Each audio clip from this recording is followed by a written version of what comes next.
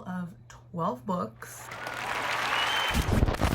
These are all of the physical ones. I read most of them on Kindle. Considering how busy I've been this month with schoolwork and everything else, I think 12 books is an amazing amount of books. So to start things off, the first book I picked up was on my Kindle, and it's Punk 57. This is my first Penelope Douglas book I have ever read, and actually I've tried reading another book of hers before, but that didn't work out. I DNF'd that. So this is my first successful Penelope Douglas book. This book has been everywhere for like the past year, so I'm sure you've heard of it, but in case you haven't, it's about two pen pals. They've been pen pals since they were kids because of like some school assignment, but they decided to keep in touch even after the school assignment was done. Years later, they're like in high school now, they're about to graduate. They still haven't met. They made a pact to never actually meet in person, even though they only live like one town apart. But one day, the boy, who is Misha, accidentally met Ryan, but she doesn't know that she actually met him. And he was kind of disappointed because she's not who he thought she was. This is like friends to enemies to lovers. It's also like a bully, dark romance. And it was a really fun read. I gave it a 3 out of 5 stars because there were some times when I was kind of taken out of the story because of cringy writing. Also, a personal thing, I just generally don't really like song lyrics or poems in books. I feel like song lyrics don't really translate that well in books unless it's like already an existing song and you're familiar with it, you know? But yeah, for the most part, it was a fun book. I think it was a really easy romance read. And then the next book I picked up was another Kindle book. This is a Kindle Unlimited book. I didn't even know that this series was like blowing up on TikTok. Before I picked it up, I just saw it on Kindle Unlimited and it looked really interesting to me. And it is The Awakening. It's the first book in the Zodiac Academy series. This follows two Gemini twins, which, fun fact, I'm a Gemini and I'm really into astrology. It also has magic school. I'm so obsessed with magic schools. This kind of reminds me of the Winx Club and the Legacy. If like the Winx Club and the Legacy had a baby, it would be the series. So in this first book, it's dual point of view between the two sisters. They didn't know they were fae until this hot professor went to go pick them up, like he's some hot Hagrid, and brought them to Zodiac Academy where they have to like train and whatever so they can get their inheritance. But then there's 4 boys who are the heirs. By the way, they're princesses. I don't think I mentioned that, but they're princesses, and since they showed up, their claim to the throne is now in danger. So the boys are like doing everything they can to get these 2 girls to leave, but then they're all hot, so you guys know where that goes. This is like a dark fantasy bully romance. I gave this one a 3 out of 5 stars. Since it's dual point of view between the 2 sisters, I found the other sister so bland that I didn't really care so much about her point of view unless it had something to do with the other sister. Like the other sister is definitely so much more interesting, but this was really fun nonetheless. And then the next book I read was Addicted to You by Krista and Becca Ritchie. This is the first book in the Addicted / Calloway Sisters series. If you guys didn't watch, I actually vlogged myself reading this and I cried most of the time. This is a childhood friends to lovers romance between an alcoholic and a sex addict. Yeah. I just absolutely love the characters. By the end of the book, I cared so much about them to the point that I still, to this day, I still haven't picked up the second book. And I still constantly think about the characters because I love them so much. I gave this one a 5 out of 5 stars. Immediately after this, I picked up the next 2 books in the Zodiac Academy series on my Kindle again. Ruthless, Fae, and The Reckoning. So that's books 2 and 3. I gave Ruthless, Fae a 3.5 out of 5 stars and The Reckoning a 4 out of 5 stars. So since these are sequels, I don't want to talk too much about the plot, but these books get so much better. Oh my god, the romance is so good. The main romance, it's slow burn. And there's a love triangle, but it's not like an annoying love triangle either. I don't know how to explain it without spoiling anything, but it was really good. The world is so good, and the plot too, outside of the romance. Also, with these 2 books, you get even more POV, so it's not just dual point of views between the 2 sisters. You get points of views from the other characters, the other like important characters, so the heirs and the hot Hagrid professor. And then after that, I did my 24-hour readathon. I'm gonna link that somewhere in the cards and down below as well. I read 2.5 books, technically 3 books. The first one was Open Water by Caleb Bazuma Nelson. I gave this a 3 stars out of 5 stars, and this follows a romance between 2 Black British people, also about their struggles being Black in London. The writing for this is absolutely okay.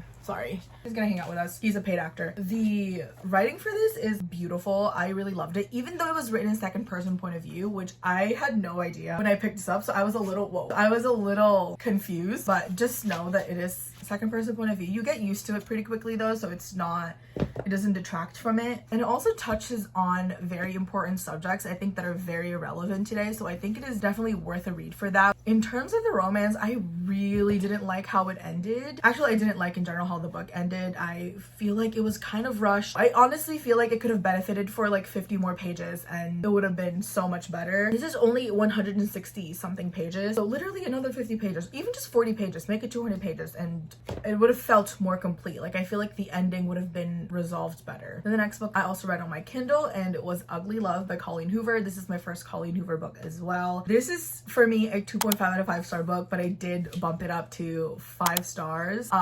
Whoa, I did not do that. I bumped it up to 3 stars because I really liked one of the side characters. He saved the book for me. I didn't like the male love interest in this, was not vibing with him. I also didn't really like how his trauma was handled. And I'm sorry, this dog, I don't know what he wants. Maybe he wants to go on the bed. I also hated the ending. It felt super rushed. I literally felt like I had whiplash from it. We found out what happened to him, and then all of a sudden the next chapter he like does one thing and he's fine, and then he goes back and then it's good.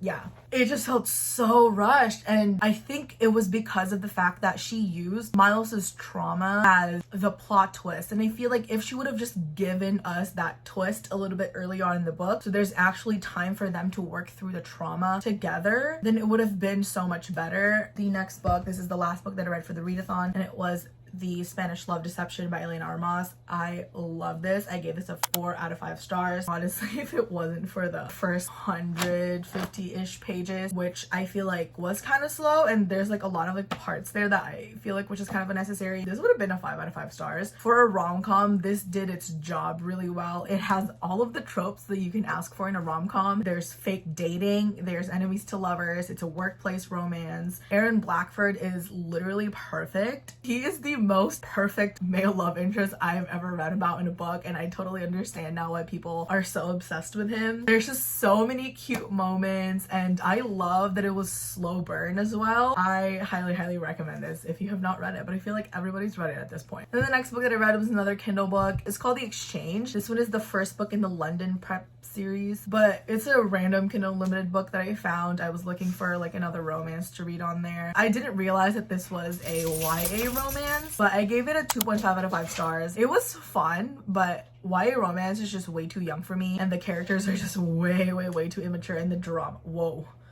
It looks like it's snowing in here. My husky is blowing his coat right now because it's almost spring, so he's like transitioning into his summer coat. The Exchange, it read like Wattpad fiction, and honestly the main reason why I even finished it was it kind of gave me nostalgia from back in middle school whenever I used to read a lot of Wattpad books. It read exactly like that, and it was fun for the most part. Like, the drama was fun. The writing isn't anything special, and the story really isn't anything special, and the characters are kind of one-dimensional. If you guys enjoy like the old school Wattpad books and you want to read something like that, I feel like this is a really fun one. It's about this girl who goes to like this exchange program to London. Yeah, and she's gonna be there for 3 weeks, and this is the story of what happened within 1 week, which is crazy. So she's staying with this host family, and there's a love triangle between her, the host family's son, and then the host family's son's best friend. And then the next book that I read, I actually listened to this on audiobook, and this is a reread as well. Scarlet by Marissa Meyer. This is the second book in the Lunar Chronicles series. I gave this one a 4 out of 5 stars. I enjoy this a lot more than I remember when I first read it. Honestly, don't remember loving Wolf as much as I love Wolf when I listened to this. And of course, Thorn shows up in this one, and he is my favorite character in the entire series. This is the second book in the series, so I don't want to talk too much about the plot of this one, but if you are not familiar with the Lunar Chronicles, there's 4 books in the series, and they're all connected. Like, the plot is all connected, but each book follows a different set of couples. By the end of it, it's like a found family thing where all of them are friends, and they're all like going on this adventure. They like slowly meet each other, and then the first book was a Cinderella retelling, and this Little Red Riding Hood retelling. Oh my god. And then I read this.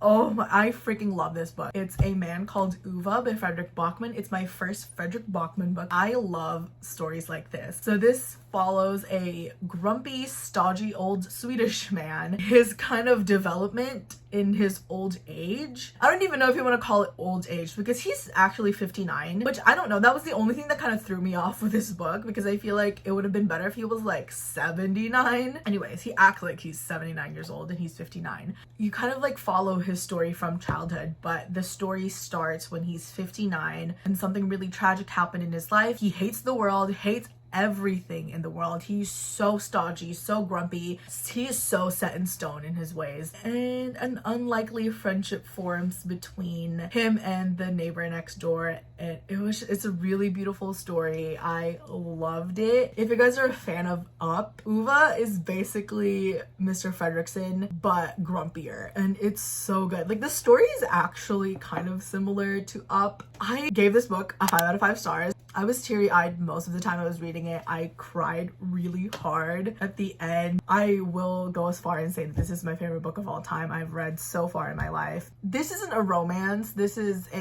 technically it's literary fiction, contemporary, but there's romantic aspects of it. You do see the romance between Uva and his wife, and he has so much love for this woman. It's so beautiful. And I think another reason why I connected so hard with this book is because Uva and Sonia, who is his wife, almost remind me of my grandparents. So Uva is an engineer and he loves fixing things. He loves tinkering with things. He loves fixing cars. Like, he is the guy that everyone calls to fix stuff, and he knows how to fix everything. And my grandpa is that guy. He is also an engineer. He fixes everything. He is literally, in my family, he's the one that everybody calls to help them fix something. Even my cousin's girlfriend's dad called him one time because he needed like help fixing something in his house. Like, my grandpa is that man. And then Sonia's a teacher and my grandma is a retired first grade teacher. So I feel like I just saw a lot of my own grandparents in them. That's why this book had a grip on my heart. And again, I really love stories like these. My favorite movie of all time is literally Gran Torino with Clint Eastwood. The last book that I read this month was City of Ashes by Cassandra Clare. This is an old copy and this is the first time I've actually annotated it, and I've had this since middle school. I was having so much fun annotating this copy. I was doodling all over it. It was a really fun reread. I reread the first book last month. This is again the second book in the Mortal Instruments series, so I can't talk too much about the plot of it. I gave it a 3 out of 5 stars. I didn't enjoy it as much as rereading the first book. I don't remember it ending the way it did, and I don't remember the Sweet Home Alabama stuff dragging on the entire book.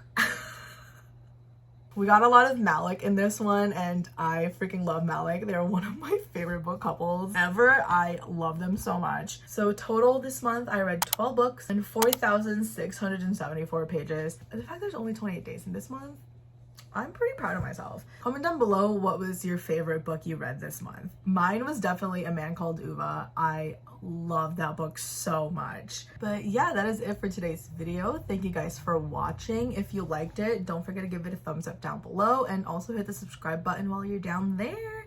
And I will see you guys next time. Bye! Oh, here you are, face to face in this trashy bar.